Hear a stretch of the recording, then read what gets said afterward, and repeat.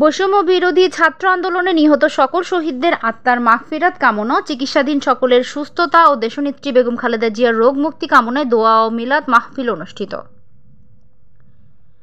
ঢাকা সাভার উপজেলা থেকে মোহাম্মদ রেজাউল করিমের পাঠানো তথ্যচিত্রে স্বাধীন বাংলা নিউজ।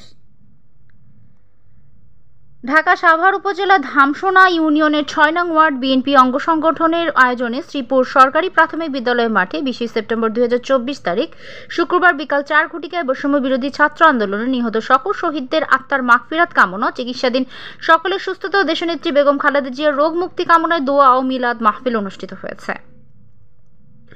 উক্ত অনুষ্ঠানে প্রধান অতিথি হিসেবে উপস্থিত ছিলেন সাবেক চেয়ারম্যান ও আশুলিয়া থানা বিএনপির সাধারণ সম্পাদক আলহাজ আব্দুর গফুর মিয়া। অনুষ্ঠানে সভাপতিত্ব করেন ধামসোনা ইউনিয়ন বিএনপির ৬ নং ওয়ার্ড সভাপতি মোহাম্মদ মোর্শেদ আলী। ধামসোনা ইউনিয়ন বিএনপির ৬ নং ওয়ার্ডের সাধারণ সম্পাদক মোহাম্মদ ইয়াসিন মুন্সির সঞ্চালনায় বক্তব্য রাখেন ধামসোনা ইউনিয়নের সভাপতি মোখলেসুর রহমান খান ইলিয়াস শাহী ও সাধারণ সম্পাদক ডাক্তার মোহাম্মদ আসাদুল্লাহ আহমেদ দুলাল।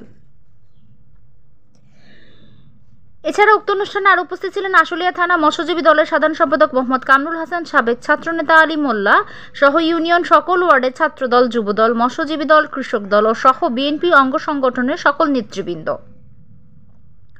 বক্তব্য শেষে ৫ই আগস্ট বৈষম্য বিরোধী ছাত্র আন্দোলনে নিহত সকল শহীদদের আত্মার মাগফিরাত কামনা এবং চিকিৎসাধীন সকলের সুস্থতা ও দেশনেত্রী বেগম খালেদা জিয়ার রোগ মুক্তি কামনায় দোয়া অনুষ্ঠিত হয়।